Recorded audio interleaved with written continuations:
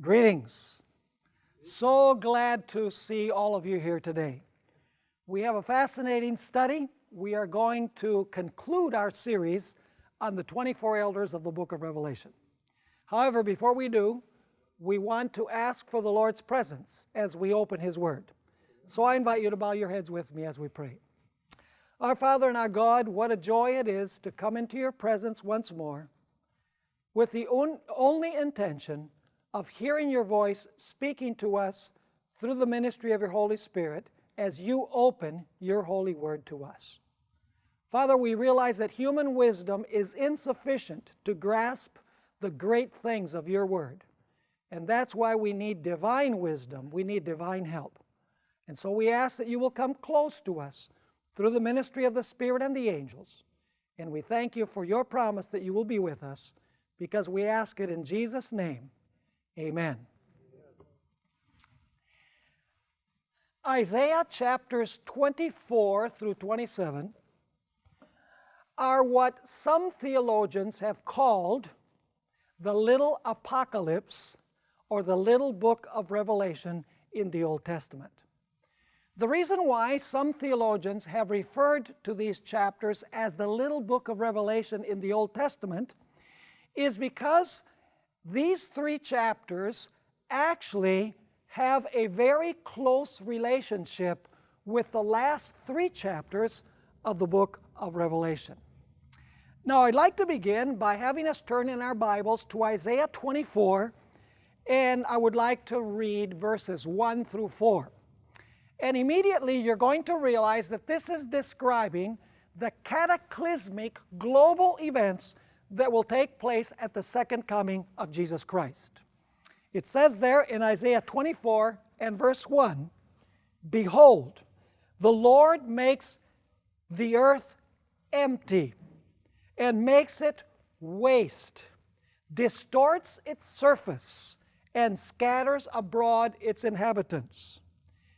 And it shall be as with the people, so with the priest, as with the servant, so with his master, as with the maid, so with her mistress, as with the buyer, so with the seller, as with the lender, so with the borrower, as with the creditor, so with the debtor." In other words, no one is going to escape this cataclysmic catastrophe that is going to afflict planet Earth. And then we find, continuing our reading, "The land shall be entirely emptied and utterly plundered, for the Lord has spoken this word. The earth mourns and fades away. The world languishes and fades away. The haughty people of the earth languish." Now notice the strong terminology that we find in these verses. It speaks about the earth being emptied, being wasted, the inhabitants of the earth being scattered, the high and the low not escaping the destruction. The expression is used, entirely emptied, utterly plundered, and it speaks about the earth mourning. Now, the theologian Frederick Moriarty, in the Jerome Bible Commentary, Volume 1, page 277, explains exactly what this passage is describing. This is what he said. God's Word had once established order in the world. And he quotes Genesis 1, that's the creation.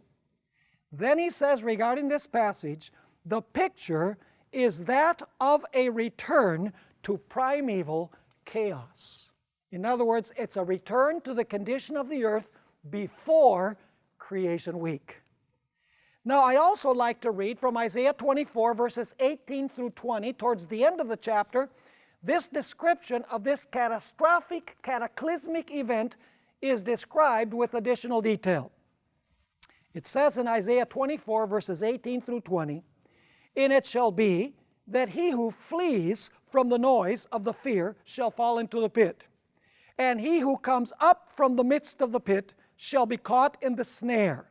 Kind of reminds us of Revelation chapter 6, where we're told that the wicked are going to hide in the caves, and they're going to run, and they're going to cry for the rocks to fall upon them. It continues saying, For the windows from on high are open, and the foundations of the earth are shaken. Notice, a huge earthquake. Then it continues saying, the earth is violently broken. The earth the earth is split open. The earth is shaken exceedingly. The earth shall reel to and fro like a drunkard, and shall totter like a hut. Its transgression shall be heavy upon it, and it will fall and not rise again. Once again, we see strong expressions that are used in this passage. We find expressions such as the foundations of the earth are shaken. The earth is violently broken. The earth is split open, shaken exceedingly. It shall reel to and fro. It shall totter like a hut. Now this is describing that great earthquake that will take place at the second coming of Jesus Christ, according to Isaiah chapter 16 and Revelation, chapter 16 and verses 17 through 21. Now the question is, when this cataclysmic event takes place, when Jesus comes the second time in power and glory, and the earth is emptied, and the earth is split open, and there's this gigantic earthquake, how many are going to be left as a result of this catastrophe? Isaiah chapter 24 and verse 6 has the answer. It says there, Isaiah 24 verse 6, therefore the curse has devoured the earth, and those who dwell in it are desolate. Therefore the inhabitants of the earth are burned. So notice that there's fire involved in this destruction. And then it says, and few men are what? Few men are left. And so immediately the question is asked, who are the few men that are left? Now we believe as Seventh-day Adventists that when Jesus comes, all human beings on planet Earth are going to be destroyed, don't we? So what is meant here when this catastrophe takes place at the second coming?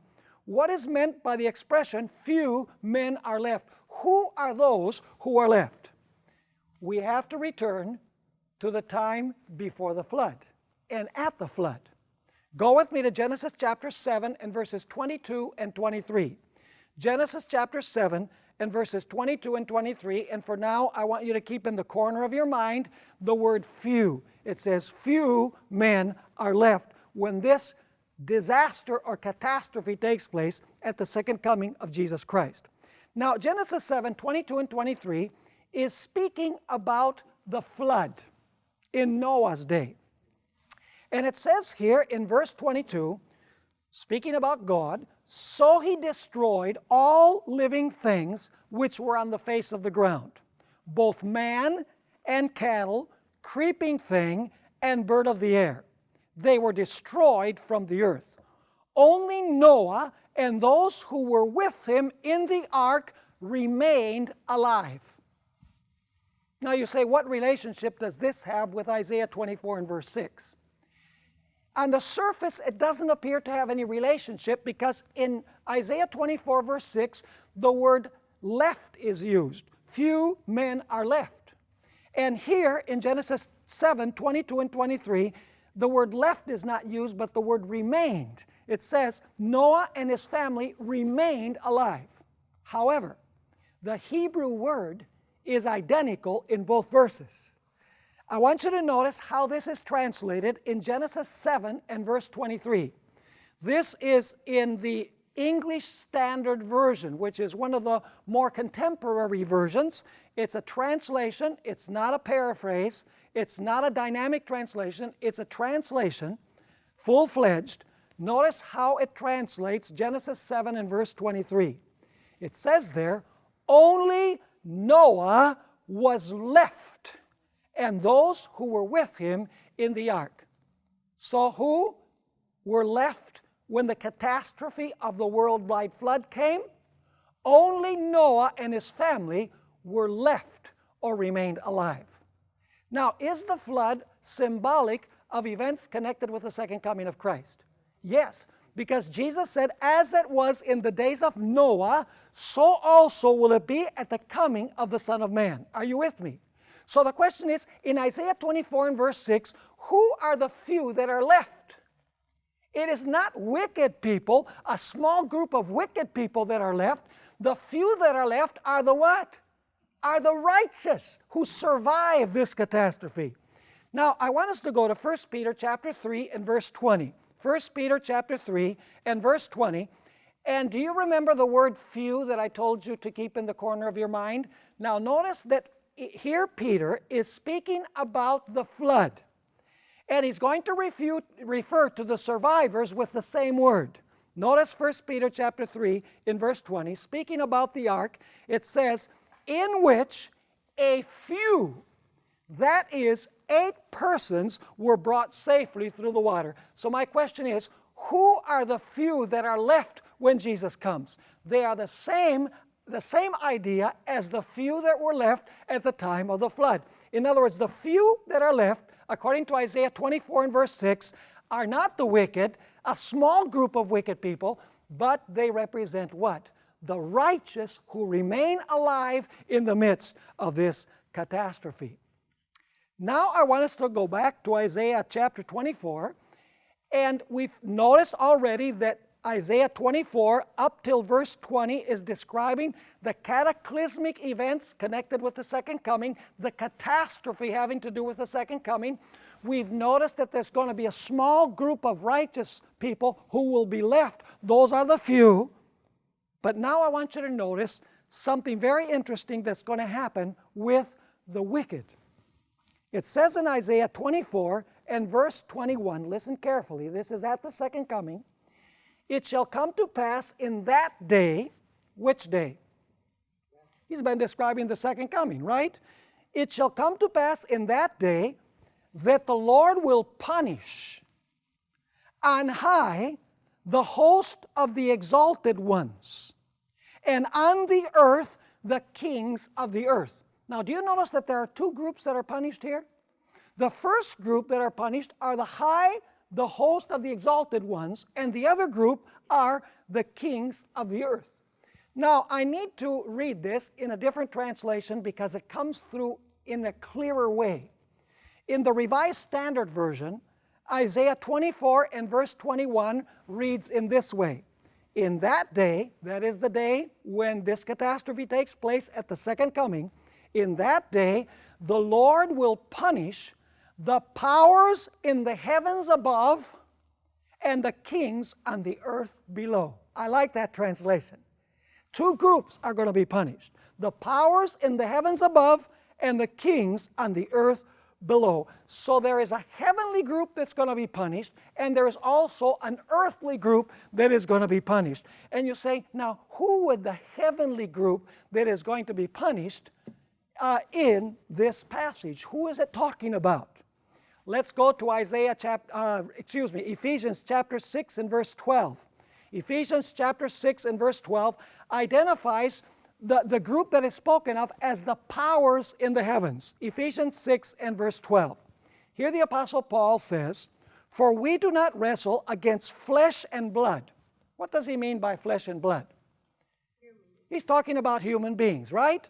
And if you want to prove that point, all you have to do is go to Hebrews 2 verse 14, where it says that because the children had flesh and blood, Jesus also partook of the same. In other words, Jesus became a human being. So we do not wrestle against flesh and blood, that is, against human beings merely, but against what? Principalities, against powers, against the rulers of the darkness of this age, and now notice, against the spiritual hosts of wickedness, where?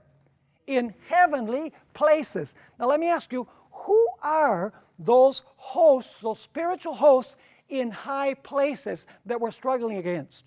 They're not flesh and blood. They are what? Satan and his angels. So the question is, who are these that are described in Isaiah 24 and verse 21 as being punished because they are the powers in the heavens? It's talking about Satan and his angels. But now I want you to notice that there's another group that is punished at the second coming of Christ. Revelation chapter 19 and verse 19. Go with me to Revelation chapter 19 and verse 19. This verse is describing the conclusion of the second coming of Christ. And I want you to notice who is going to be punished at the second coming of Christ. It says there in Revelation 19 and verse 19, and I saw the beast, and then who else? The kings of the earth and their armies gathered together to make war against him who sat on the horse and against his army. And then verse 21 says that the kings of the earth are destroyed by the sword that comes forth from the mouth of he who is seated on the white horse. In other words, they're destroyed by Christ. So what are the two groups that are punished when Jesus comes?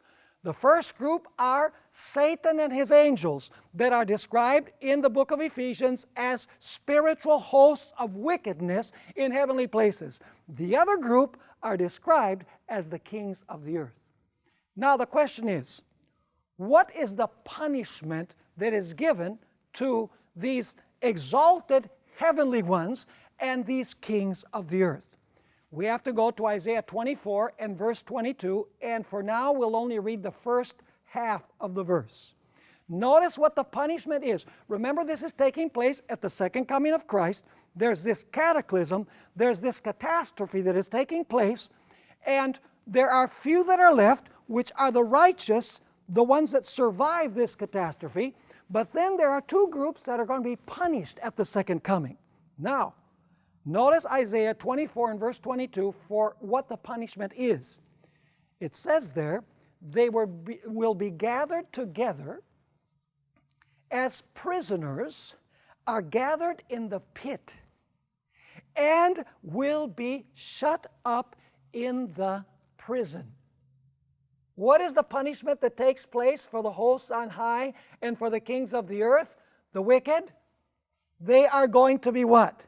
They are going to become prisoners in the pit, and they are going to be shut up in the prison. It says here in Isaiah 24 and verse 22. Now the question is, what is meant by the pit? Well, we need to look at other texts from Scripture to find out what the pit is. Let's go to Genesis chapter 37 and verse 24. This is the same identical Hebrew word that we're going to look at now. Genesis 37 and verse 24. It's talking about the experience of Joseph. And I want you to notice what they did, what his brothers did with Joseph. It says there in Genesis 37:24, then they took him and cast him into a what? Into a pit. The same identical word that we find in Isaiah. And the pit was empty, there was no water in it. What was this really? It was a cistern, right? Where water was drawn to supply the needs of the people that lived nearby. And so it says here that Joseph was cast into this pit. Now let me ask you, was he alive? Yes. Did he stay there permanently? No. It was only until it could be decided what was going to be done with him. Now let's go to Isaiah 38, where this same word is used. Isaiah 38 and verse 6. This time it's talking about Jeremiah. And you know Jeremiah was thrown into the dungeon.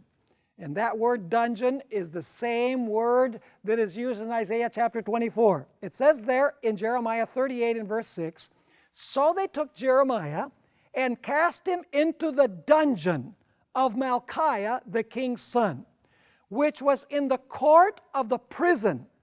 And they let Jeremiah down with ropes. And in the dungeon there was no water but mire. So Jeremiah sank in the mire, that is, in the mud. Now that word dungeon is the same identical word that is translated pit in Isaiah chapter 24. Now, what was this pit that Jeremiah was thrown into, this dungeon? It was actually the water well of the prison. Now let me ask you again, was Jeremiah thrown into the pit in a living state? Yes, he was. Was he thrown into the pit permanently? No. He was only thrown in there until it could be decided what they were going to do with him, until a final decision was made. And so the pit can refer to a place of confinement where living individuals exist until a decision is made about what is going to happen with them. But do you know that the word pit, the same identical Hebrew word, is also used to describe people who are placed in the tomb and are prisoners of the grave? Notice Isaiah 38 and verse 18. Isaiah chapter 38 and verse 18. Very interesting that the pit can also refer to a place where dead people are, where dead people are confined in prison, so to speak. It says there in Isaiah 38 and verse 18, for Sheol, some versions translate that the grave, that's the correct translation, for Sheol cannot thank you. Death cannot praise you. Those who go down to the what? To the pit cannot hope for your truth. Do you see the three synonymous terms? It uses the word Sheol, which means grave. It refers to the word death, cannot praise you. And then it refers to the place of confinement as the pit. So in other words, the word pit can refer to individuals who are placed in a prison in a living state until it's decided what's going to happen with them, or it can refer to individuals who are retained or kept in prison in a state of death. Now, why do I bring this up? I think you already know. I can see some smiles on some faces here. Go with me to Revelation chapter 20 and verses 2 and 3. Is there a group that is going to be confined to a prison on this earth at the second coming in a living state? Yes or no? Who? The high and exalted ones. That's right, that we studied about. Revelation 20 verses 2 and 3. And you're probably wondering, what does this have to do with the 24 elders? Well, we're studying the context. We'll come to the elders in a few moments. It says there, he laid hold of the dragon. Who is the dragon? The devil. That serpent of old, who is the devil and Satan, and what did he do with him? And bound him for 1,000 years. Is he going to be retained somewhere? Absolutely. And he cast him into the bottomless pit. The Greek word is abyssos, in the abyss. And it says, and shut him up, and set a seal on him, so that he should deceive the nations no more, till 1,000 years were finished. But after these things, he must be released for a little while. So the question is the devil placed in a living state in a prison at the second coming of Jesus Christ? Absolutely. Now, some people have wondered, what about his angels? Well, Revelation doesn't speak about the angels, because in Revelation the focus is that the devil is fulfilling the Azazel prophecy of Leviticus 16 as the originator and instigator of sin. So the focus is on Satan, who is the scapegoat of Leviticus chapter 16. But Isaiah 24 does tell us that his angels will also be retained, because it says the host of the high ones in heaven. Host. It refers to more than one. Now here's another question. What about all of the wicked? Are the wicked going to be retained in a prison during the 1,000 years? Absolutely. Notice Revelation chapter 20 and verse 5. Revelation chapter 20 and verse 5. And I'm only going to read a part of this verse. If you read, for example, in the New International Version, you're going to notice that this is a parenthetical statement. It breaks the flow of thought with what comes before and what comes after, because it's wanting to clarify what's going to happen with the rest of the dead who did not resurrect when Jesus came. In other words, with the wicked dead who were not raised when Jesus came on the clouds of heaven. It says in Revelation 20 verse 5, but the rest of the dead, that is, those who were not taken to heaven with Christ when he came to resurrect the righteous dead, but the rest of the dead did not live again until when? Until the 1,000 years were finished. What's going to happen with all of the wicked during the 1,000 years? They are going to be contained in the tomb. They are going to be dead. They're also going to be in the pit, but they're going to be in the pit dead. Whereas the devil and his angels are going to be in the pit how? Alive. Are you understanding what I'm saying? Now, let's go to Isaiah 24 and verse 22. And I know you might have questions, and at the end we're going to allow you a chance to ask questions in case something isn't absolutely clear. Isaiah 24 and verse 22. Are we doing well so far? Yes. So we have the second coming of Christ, terrible catastrophe, few individuals are left, that's the righteous. At that time, two groups are going to be punished. One group are the wicked angels, Satan and his angels. The other group are those who live upon the earth. They're described as the kings of the earth. The high and exalted ones are going to be placed as prisoners in the pit on planet earth during 1,000 years in a living state. Whereas all of the wicked will also be in the pit, so to speak, but they will be dead. Now the question is, how long are they going to remain in the pit? How long are they going to remain in this prison? Isaiah 24 and verse 22, the last part of the verse has the answer.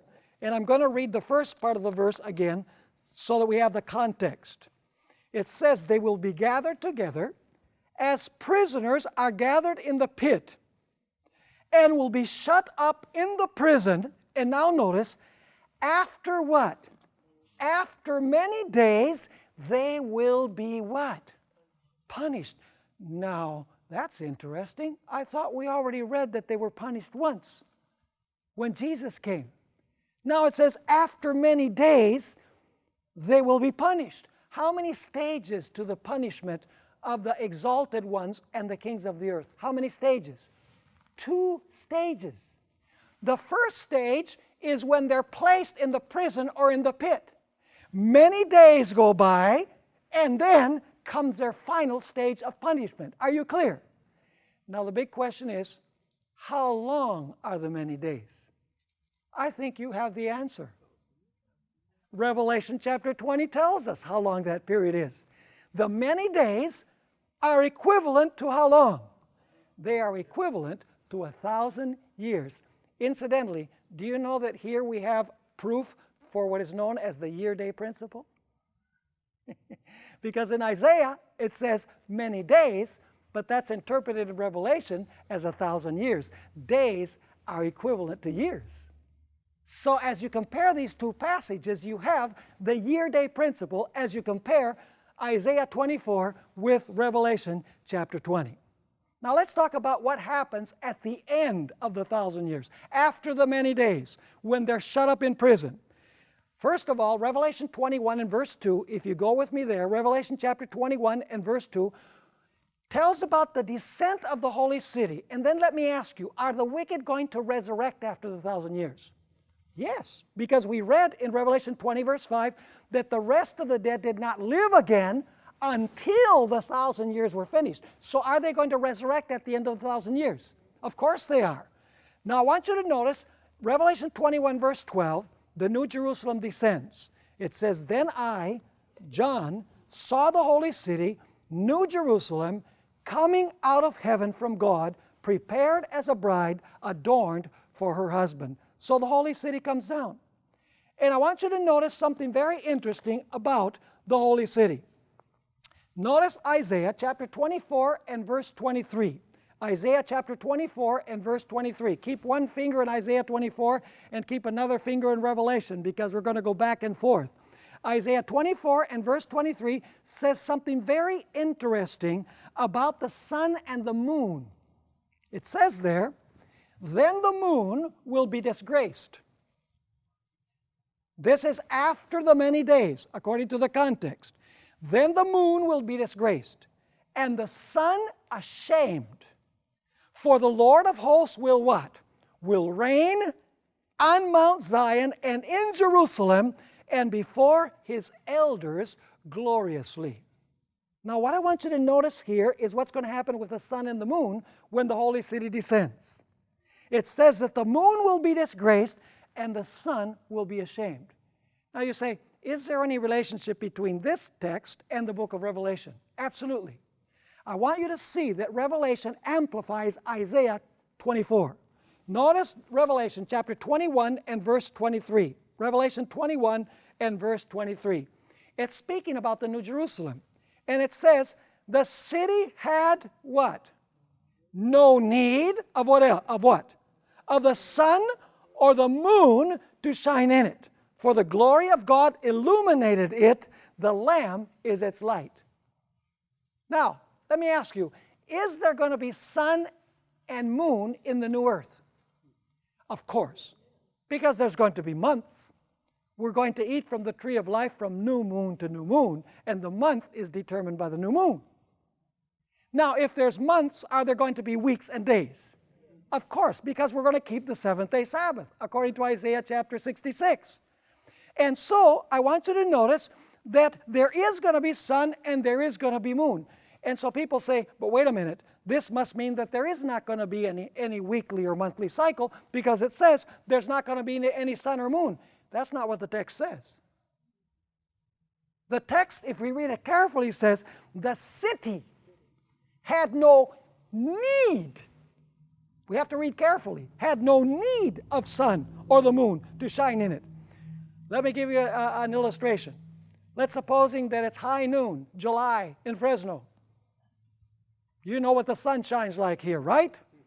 And you go outside and you have a flashlight in your hand and you're shining the flashlight on the ground. Is the light of the flashlight on? Yes. Can you see it?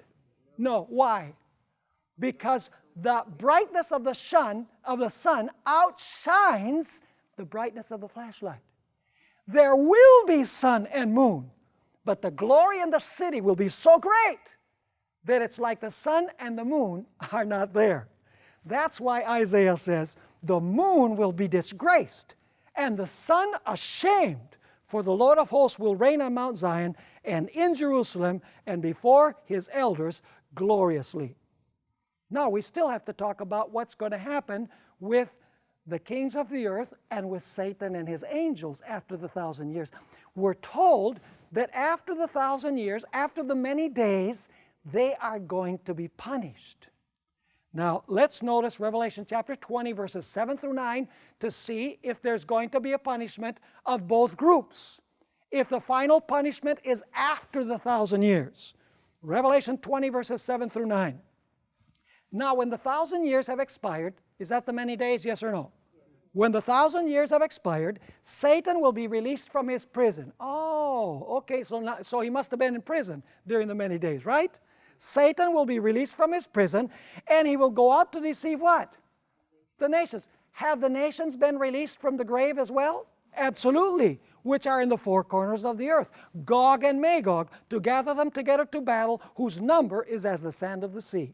They went up on the breadth of the earth and surrounded the camp of the saints and the beloved city. And now notice the final punishment after the many days. It says, and fire came down from God out of heaven, and what? Out of heaven, and devoured them. Are you understanding this message? Now, let's talk a little bit about life after the destruction of the wicked and what it's going to be like. In a moment, we're going to get to the 24 elders. But I want you to notice Revelation chapter 21 and verse 1. Revelation chapter 21 and verse 1. What happens after the destruction of the host of the high winds and the kings of the earth?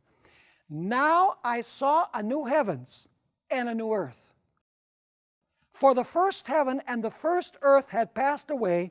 Also there was no more sea. So notice now, after the destruction of these two groups, there's a new heavens and a new earth. And then notice Revelation 21 and verse 4. And God will wipe away every tear from their eyes. There shall be no more pain, nor sorrow, nor crying. There shall be no more death, for the former things have passed away. Now, if you're still wondering whether there's a connection between Revelation 20 and 21 and the book of Isaiah, that idea will be dissipated, because this verse comes from Isaiah. Isaiah chapter 25, the little apocalypse, or the little book of Revelation. It says there in Isaiah 25 and verse 8, He will swallow up death forever, and the Lord God will wipe away tears from all faces.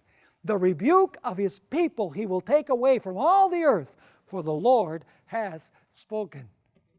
So is there a relationship between Isaiah 24 and Revelation 20 and 21? I'm only giving you a couple of examples. You know, we could go, let's just go for a moment to Isaiah chapter 24.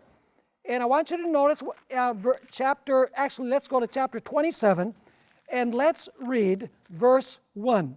This is speaking about after the 1,000 years, after the many days. Notice what God is going to do. In that day, the Lord with his severe sword, great and strong, will punish Leviathan, the fleeting what? The fleeting serpent. Leviathan, that twisted serpent. And he will slay. And unfortunately, the New King James Version translates, he will slay the reptile. You know, that's not a good translation. The King James has it right here. The King James says, and he will slay what? He will slay the dragon that is in the sea. Who is that dragon who's going to be slain or who's going to be destroyed? It's Satan. And this is referring to after the 1,000 years. Now let's go to Isaiah 24 and verse 23. And take a look at a group that are spoken of there as the elders, above which God will rule when he creates a new heavens and a new earth. It says there in Isaiah 24 and verse 23, then the moon will be disgraced, and the sun ashamed. And this is speaking after God creates a new heavens and a new earth, and the holy city has descended. For the Lord of hosts will what? Will reign on Mount Zion and in Jerusalem. This is the New Jerusalem, according to Revelation chapter 21. And then what does it say?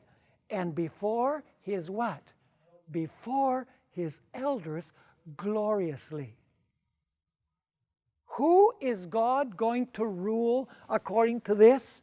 Before? He's going to rule before his what? Before his elders.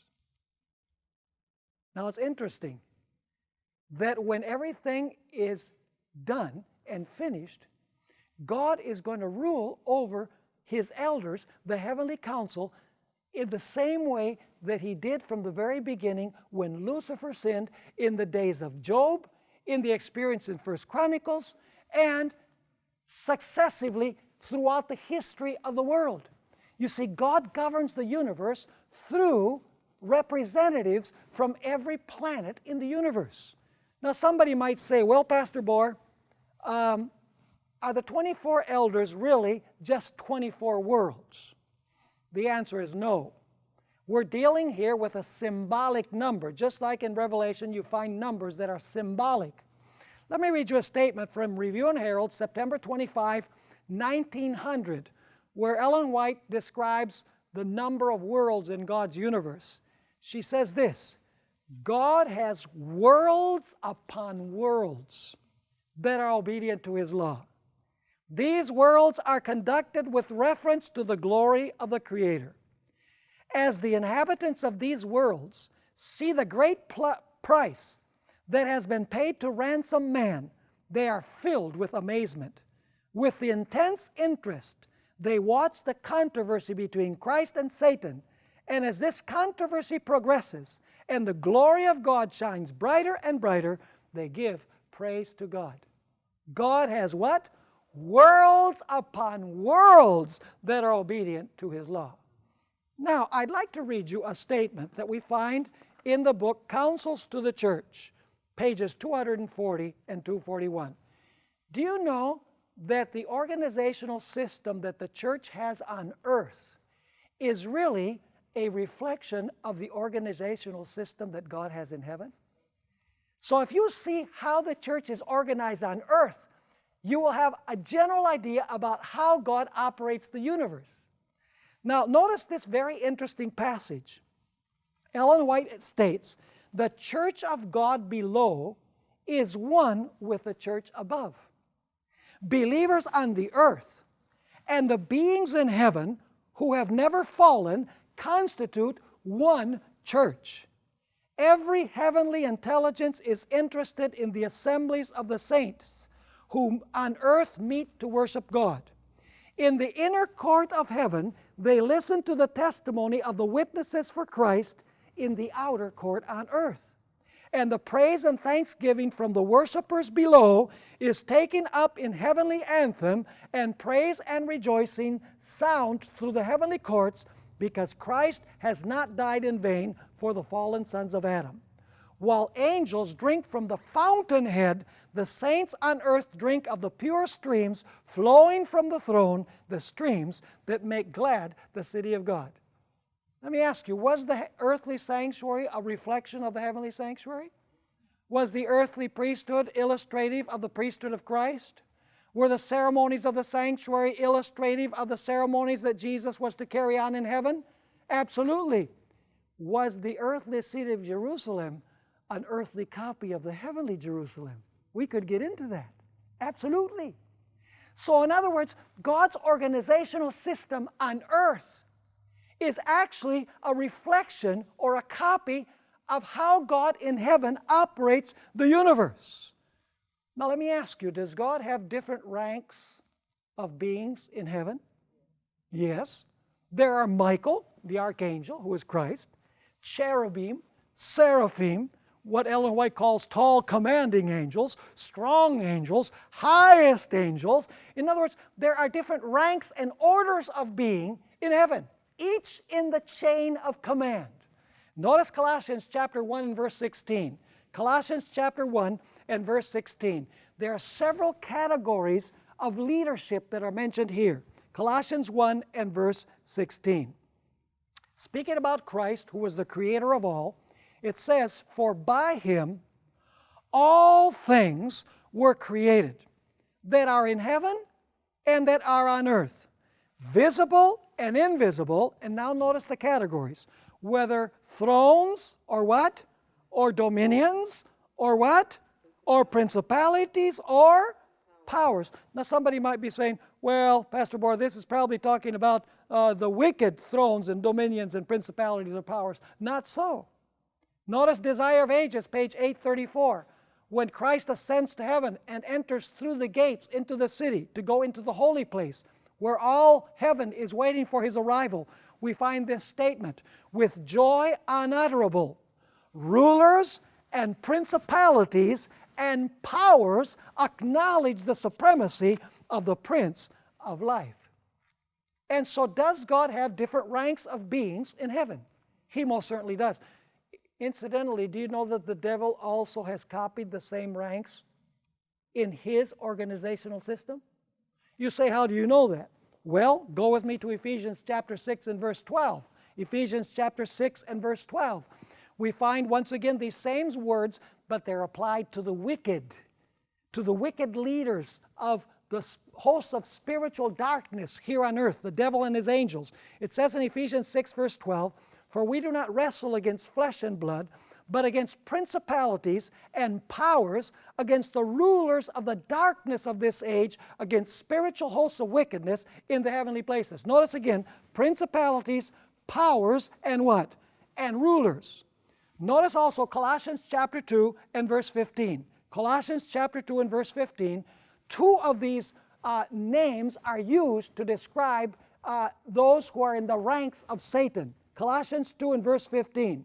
"Having disarmed principalities and powers, he made a public spectacle of them, triumphing over them in it," that is, in his cross. So does the devil have a similar organizational system to what God has? Absolutely he does, because the devil was once an exalted angel in heaven. He knows what the heavenly sanctuary looked like. He knows what the New Jerusalem looked like. He knows how God operated the universe. And so he says, if it works up there, it's certainly going to work down here. Now, what would be the equivalent of the representatives of the worlds that rule over those worlds and represent those worlds and oversee those worlds? What would the equivalent be in the earthly structure? How about the elders? Go with me to Titus chapter 1 and verse 5. Titus chapter 1 and verse 5. Here, the Apostle Paul is writing to Titus, his pupil, and he tells Titus that he has to do something. Every city that he goes to, he has to do something. It says there in verse 5 of Titus 1, "For this reason I left you in Crete, that you should" what? "Set in order the things that are lacking. Evidently there wasn't order there in the church. And how was this going to take place? How was it going to be ordered? And appoint what? Elders in every city as I commanded you. Now let me ask you, what was the role of these elders? We'll come back to that in a few moments. But the role of these elders was to represent their churches. The role of these elders was to rule or govern over the churches. The role of these elders was for them to oversee the functioning of God's work in that specific church.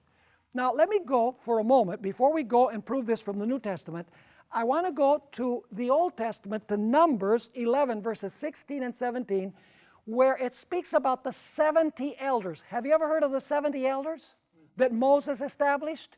I want you to notice that they were leaders, that they were rulers, they were overseers, and they were representatives of their tribes. It says there in Numbers 11, verse 16, so the Lord said to Moses, gather to me 70 men of the elders of Israel, whom you know to be elders of the people, and what? Officers over them. Did they rule over them? Most certainly. Bring them to the tabernacle of meeting, that they may stand there with you. Then I will come down and talk with you there. I will take of the Spirit that is upon you, and I will put the same upon them. Are they ordained with the Spirit for their function? Yes. And notice, and they shall bear the what? They shall bear the burden of the people. Is this an administrative post? Yes. The burden of the people, that you may not bear it yourself alone. It's interesting to notice Ellen White's comment in Acts of the Apostles, page 94. She speaks about these elders, and she says the following. Later, when choosing 70 elders to share with him the responsibilities of leadership, Moses was careful to select as his helpers men possessing dignity, sound judgment, and experience.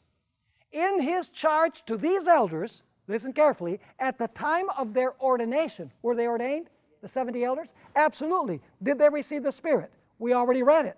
And so it says, in his charge to these elders at the time of their ordination, he outlined.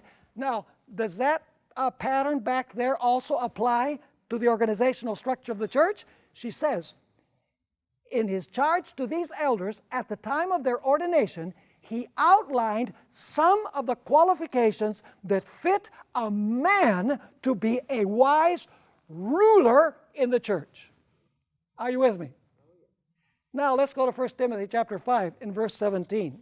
1 Timothy chapter 5 and verse 17. And we really have to motor now, because the clock is the greatest enemy we have. 1 Timothy chapter 5 and verse 17. Notice what the Apostle Paul has to say. Let the elders, and if you read the previous verse, it's talking about the elders of the church. That's the context. Let the elders who what? What's the next word? Oh, who rule. So they're rulers. Are the 24 elders rulers? Do they sit on thrones? Do they have crowns on their heads? Absolutely. Let the elders who rule well be counted worthy of double honor, especially those who labor in the word and doctrine. Notice 1 Timothy chapter 3 and verses 4 and 5. Once again, it's speaking about the elders. Notice 1 Timothy chapter 3 verses 4 and 5. Here the Apostle Paul says that the bishop or overseer, interesting, the word bishop means overseer. The bishop or overseer must be one who what? There it is again. Who rules his own house well, having his children in what? In submission with all reverence. For if a man does not know how to rule his own house, how will he what? Take care of the church of God. Are you understanding the role of the elder on earth? Is that the same type of role that the elders play in heaven? Absolutely. And you know what? The elders in the New Testament were representatives of their churches when a general council was celebrated on earth. Notice Acts chapter 15 and verse 6. It's speaking about the first general council of the church. This was in the year 49 AD. It was celebrated in Jerusalem. And I want you to notice who were the ones who gathered there to make the decision about whether the Gentiles should be circumcised or not. See, the church is dealing with this thorny issue of circumcision. So who's going to decide? Is it decided by Peter, who's sitting there and he's the Pope and he says, I declare no more circumcision? No, it's decided in a council with representatives, elder representatives from all over the empire. Notice Acts 15 and verse 6. Now, the apostles and elders came together to do what? To consider this matter. And then let's go to Acts chapter 16, verses 4 and 5. We don't have time to study everything concerning the Jerusalem council. But I want you to notice that once the decision was made in the council, everybody had to abide by it. The decision went to all of the churches. It says in Acts 16, 4 and 5, and as they went through the cities, this is Paul and Barnabas, as they went through the cities, they delivered to them, that is to the churches in those cities, the decrees to keep, which were determined by whom? By the apostles and who else? And the elders at Jerusalem. So the churches were strengthened in the faith and increased in number daily. Question: do the elders gather in a general council to make decisions concerning the welfare of the entire church? Absolutely. Is that true also of the elders in God's heavenly kingdom? They represent planets and they come to deliberate regarding the well-being of the entire universe? Absolutely. Now notice how Ellen White comments about this in the book Acts of the Apostles, page 95. She says, the order that was maintained in the early Christian church made it possible for them to move forward solidly as well as a well-disciplined army clad with the armor of God.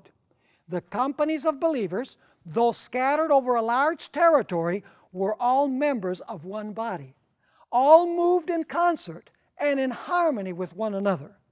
When dissension arose in a local church, as later it did arise in Antioch and elsewhere, and the believers were unable to come to an agreement among themselves, such matters were not permitted to create a division in the church, but were referred to a general council of the entire body of believers, made up of appointed delegates from the various local churches, with the apostles and elders in positions of leading responsibility.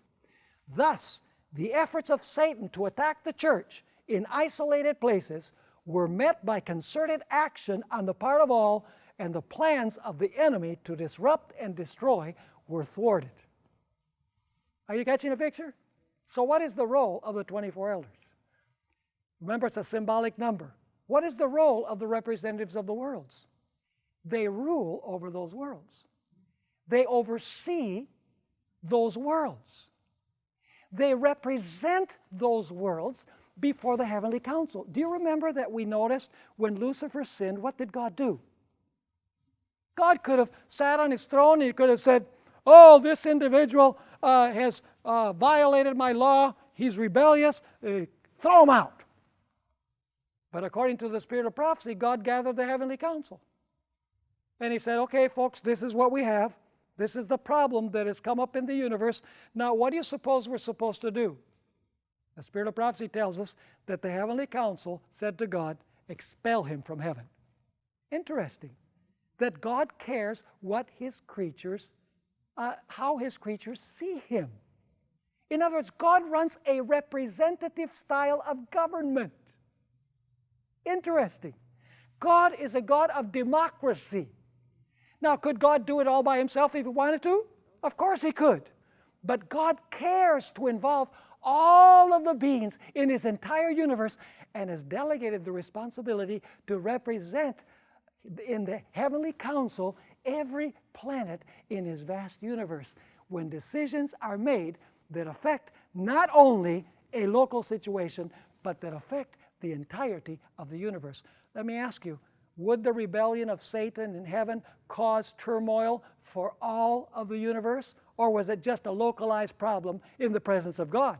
Listen, if it was not handled, it would eventually have infected the whole universe. And so God gathered the heavenly council together. Now, summarizing then, the elders on earth give us a pattern so that we can understand the roles of the elders in heaven. The elders are rulers and overseers. The elders are representatives of different planets, as the elders on earth are representatives of individual churches. The elders deliberate in a council, and the elders are administrators of their section of the church. They are officers, as Ellen White says many times in her writings. So do the elders have a very important function in God's administration of the universe? They most certainly do. And you know, it's really nice that someday, as I was mentioning before, we'll be able to travel to all of these worlds. And we'll be able to meet the representatives from those worlds. And we'll be able to talk to those representatives of the worlds. And as we also studied, Adam will be reinstated in his first dominion. He will represent planet Earth in the heavenly council. Isn't it marvelous the way that God operates his universe?